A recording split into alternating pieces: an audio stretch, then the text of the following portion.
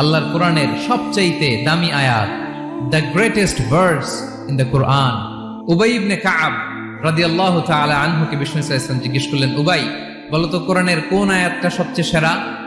উবাই জানেন, তারপরে বললেন আল্লাহু ওয়া রাসূলুহু আ'লাম, আল্লাহ আল্লাহ রাসূল ভালো জানেন। দেখেন কত বিনয়ী ছিলেন সাহাবারা, জেনেও উত্তর দিতে চাইতেন না, ভাবতেন না জানি বিশ্বনবী নতুন কিছু আমাদেরকে জানায়। বিশ্বনবী আবার বললেন, তুমি কি জানো কোরআনের সবচেয়ে শ্রেষ্ঠ আয়াত কোনটা? এবার উবাই ভাবলেন এবার আমি উত্তরটা দিয়েই দেই। তিনি বললেন আয়াতুল কুরসি, আল্লাহু লা ইলাহা ইল্লা হুয়াল হাইয়ুল কাইয়ুম, এটা শ্রেষ্ঠ আয়াত। বিশ্বনবী খুশি হয়ে উবাই ইবনে কাবের বুকে একটা চাপড় মারলেন, এরকম আদরের চাপড় দিয়ে বললেন, লিয়াহনিকাল ইলমু ইয়া আবুল মুনজির, হে আবুল মুনজির, জ্ঞান এবং প্রজ্ঞা তোমার জন্য মোবারক হোক, তুমি ঠিক বলেছো। সুবহানাল্লাহ পড়ে। তাহলে এই প্রথম ইনফরমেশনটা আজকে জানলাম, কোরআনের সর্বশ্রেষ্ঠ আয়াতের নাম ৬,২৩৬টা আয়াতের মধ্যে থেকে সবচাইতে দামি আয়াত এটা।